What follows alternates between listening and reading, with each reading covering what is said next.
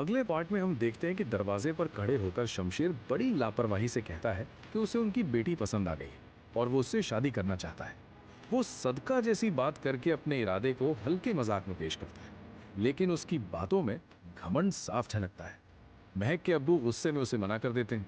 वो कहते हैं कि ये शरीफों का मोहल्ला है, उनकी इज्जत है और वो अपनी बेटी का रिश्ता उससे कभी नहीं करेंगे। यही शमशेर का असली चेहरा सामने आता है। वो कहता है, जो चीज़ मुझे पसंद आ जाए वो मेरी हो जाती है और अगर खुशी से नहीं दी तो छीन कर ले जाऊंगा। ये सीधी धमकी होती है और यहीं से कहानी में डर का साया शुरू हो जाता है। शमशेर के जाने के बाद घर में खौफ का माहौल बन जाता है। सब लोग घबराए हुए हैं। बदनामी का डर, ताकतवर दुश्मन का डर सबके चेहरों पर साफ है। पुलिस में जाने की बात होती है, लेकिन अम्मी डर जाती है कि बड़े लोगों से पंगा लेना भारी पसंद है। फिर महक से पूछा जाता है कि क्या वो शमशेर को जानती है, लेकिन महक साफ इनकार कर देती है। वो कहती है कि उसका उससे कोई रिश्ता नहीं, न पहचान। इसके बाद सीन कट होता है शमशेर के घर। यहाँ उसकी असली हैसियत दिखाई जाती है। नवाबी खानदान, जमीनें, मिले, करोड़ों का बिजनेस। उसके पिता दिलावर साहब एक बहुत बड़े और रसूखदार बिजनेसमैन। वो शमशेर को उसकी आवारागर्दी पर डांटते हैं, लेकिन शमशेर बेपरवाह जवाब देता है कि उनकी दौलत वो चाहे जितनी उड़ा ले कम नहीं। घर वाले सोचते हैं कि शादी करा देने से शमशेर सुधर जाए, लेकिन उन्हें नहीं पता कि शमशेर लड़की चुन चुका और वो है महक। अब शमशेर अपने पावर गेम की शुरुआत करता है।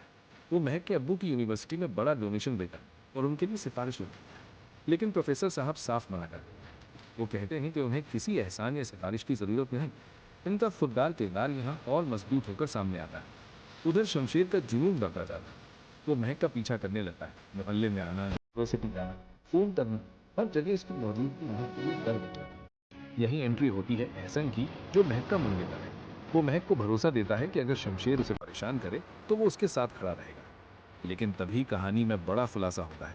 महक के घर वालों को पता चलता है कि शमशेर कोई मामूली लड़का नहीं, बल्कि नवाब दिलावर का बेटा है, जिसके पास बेहिसाब दौलत, जमीन और पावर है। अब डर और गहरा जाता है। इसके बाद शमशेर फिर से महक के घर के बाहर आता है और मोहल्ले में तमाशा खड़ा कर देता है। महक के अब्बू से रोकते हैं, लेकिन महक कहती है कि वो खुद जाकर बात करेगी ताकि मामला और ना बढ़े। मजबूरी में महक उसकी गाड़ी में बैठ जाती है। घर वाले इसे गलत समझते हैं और पुलिस जाने का फैसला करते हैं। अकेले में शमशेर महक से अपने प्यार का इजहार करता है। कहता है कि वो बचपन से जिद्दी है और उससे ही शादी करेगा। महक रोते हुए कहती है कि उसकी मंगनी हो चुकी है, उसकी बदनामी होगी, वो उसका पीछा छोड़। लेकिन शमशेर सुनने को तैयार नहीं। वो साफ कह देता है, शादी तो मेरी तुमसे ही हो। अब ये मोहब्बत नहीं, जुनून और जबरदस्ती बन चुकी है। इधर दोनों परिवारों में टकराव शुरू हो जाता है।